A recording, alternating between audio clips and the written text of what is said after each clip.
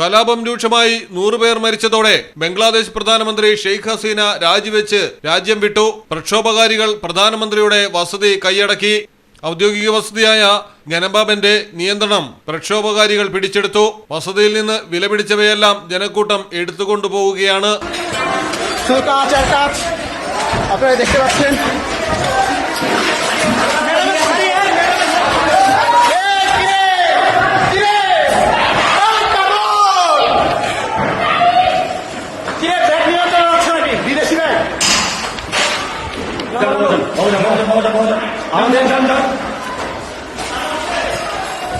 অনেকে কাতারি শাড়ি নিয়ে চলে গেল। এক আর্মির ভাই আমাদের থামাই দিচ্ছে।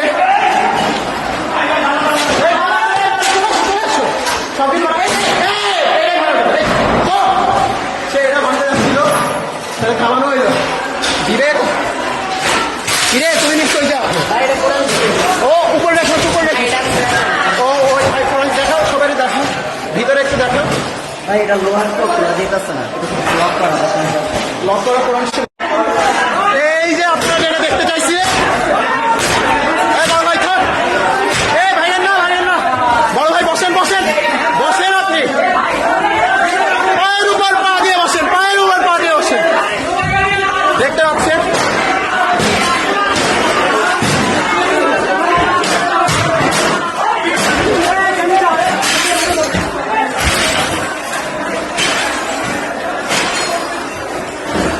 একটা পাপোশ আঙ্কেল ইনসিস্ট করতেছে বেকার ছেলেদেরকে ভাষায় ইনসিস্ট করাচ্ছে।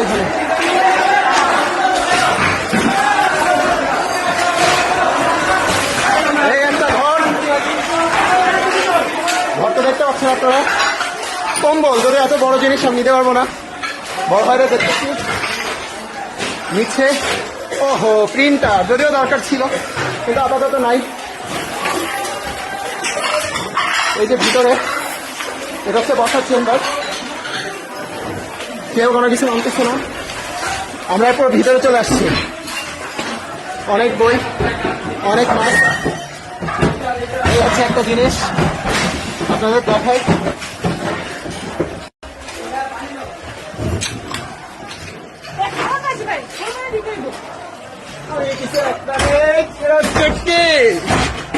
আরে ঠিক আছে, এরা বলে নিয়ে যেতে পারি।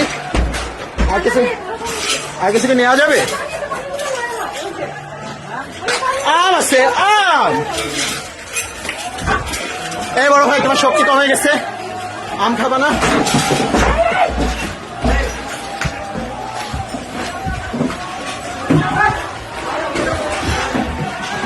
কিছু পাইলা? ও বড় ভাই, কিছু পাইলেন? এইখানে কিভাবে দারাজের জিনিস আছে? এইখানে কিভাবে দারাজের জিনিস আছে?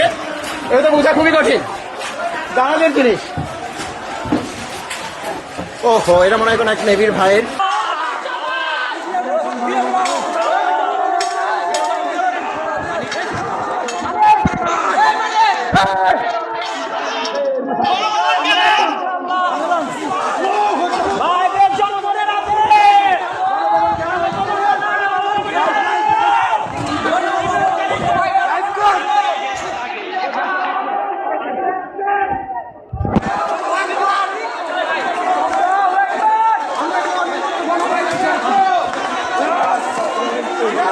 ভাঙচুর করা যাবে না, গণভবন না, গণভবন আমাদের, গণভবন আমাদের, গণভবন আমাদের, কোনো ভাঙাচুর হবে না।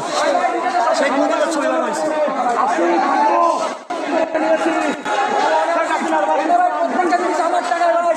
আমার টাকা, আমরা এখন গণভবনের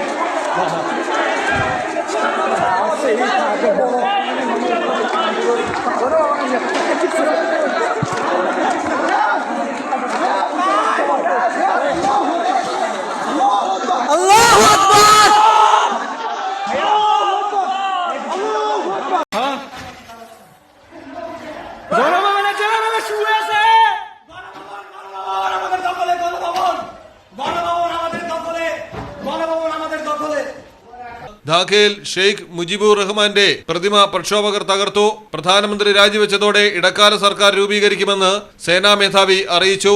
സംവരണ വിരുദ്ധ സമരമാണ് വൻ കലാപമായി മാറി 100ഓളം പേരുടെ ജീവൻ നഷ്ടമാകാൻ കാരണമായത്. പ്രധാനമന്ത്രിയുടെ രാജി ആവശ്യപ്പെട്ടുള്ള പ്രതിഷേധം അക്രമാസക്തമാവുകയായിരുന്നു. രാജിക്കായി പ്രതിഷേധക്കാരും ഇവരെ നേരിടാൻ ഭരണകക്ഷിയായ അവാമി ലീഗ് പ്രവർത്തകരും തെരുവിലിറങ്ങിയതോടെ വൻ കലാപമായി. കൊല്ലപ്പെട്ടവരിൽ 14 പേർ പോലീസുകാരാണ്. സംഘർഷം നേരിടാൻ ബംഗ്ലാദേശിൽ രാജ്യവ്യാപകമായി അനിശ്ചിതകാല കർഫ്യൂ ആണ്.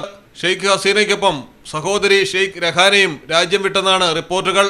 ഇവർ ഇന്ത്യയിൽ അഭയം തേടിയെന്നും ബംഗ്ലാദേശി മാധ്യമങ്ങൾ റിപ്പോർട്ട് ചെയ്യുന്നുണ്ടെങ്കിലും ഷെയ്ഖ് ഹസീനയ്ക്ക് ഇന്ത്യയിൽ അഭയം നൽകില്ലെന്ന് സർക്കാർ വൃത്തങ്ങൾ അറിയിച്ചു. ഷെയ്ഖ് ഹസീന ബെലറൂസിലേക്ക് പോയെന്നാണ് ചില റിപ്പോർട്ടുകൾ.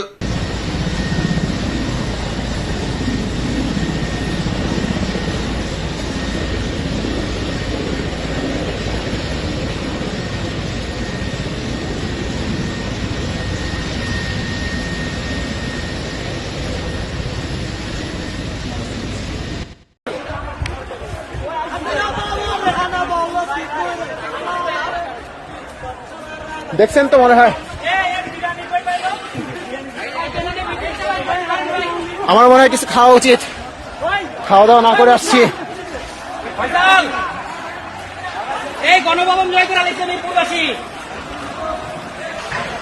মনে হয় না এরা কোনো কিছুতে থামবে। এদের থামতে বলা হচ্ছে কিন্তু কেউ থামতেছে না।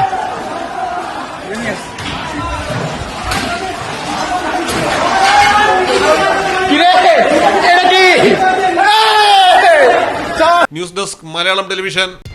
It's time. Yes, it's time to choose your right career. കരിയറിൽ ഏറ്റവും എളുപ്പത്തിൽ ജോലി നേടാവുന്നതും കുറഞ്ഞ ചെലവിൽ പഠിക്കാവുന്നതുമായ ഒരു കോഴ്സാണോ നിങ്ങൾ അന്വേഷിക്കുന്നത്? ഇതാ നിങ്ങൾക്ക് മുൻപിൽ ഒരുപാട് ഓപ്ഷൻസ് ആണ് എംപയർ കോളേജ് ഓഫ് സയൻസ് ഒരുക്കിയിട്ടുള്ളത്. മാനേജ്മെന്റ് കോഴ്സുകൾ, പാരാമെഡിക്കൽ കോഴ്സുകൾ, ഡിപ്ലോമ, പ്രൊഫഷണൽ ഡിപ്ലോമ കോഴ്സുകൾ, കൂടാതെ ഏറ്റവും ട്രെൻഡിംഗ് ആയിട്ടുള്ള artificial intelligence and data science, cyber security and cloud computing പോലെയുള്ള ടെക്നിക്കൽ കോഴ്സുകൾ അടക്കം നൽകുന്ന ഏറ്റവും നല്ല ക്യാമ്പസ് സൗകര്യങ്ങളുള്ള എംപയർ കോളേജ് തന്നെ ബെസ്റ്റ് ഓപ്ഷൻ. പ്ലേസ്മെന്റിന്റെ കാര്യത്തിലോ ഒരു ടെൻഷനും വേണ്ട. പഠിക്കുന്നത് എംപയർ കോളേജിലാണെങ്കിൽ ജോലി വെറും സ്വപ്നമാകില്ല. Empire College of Science, Moodal, Kuttippuram, Malappuram.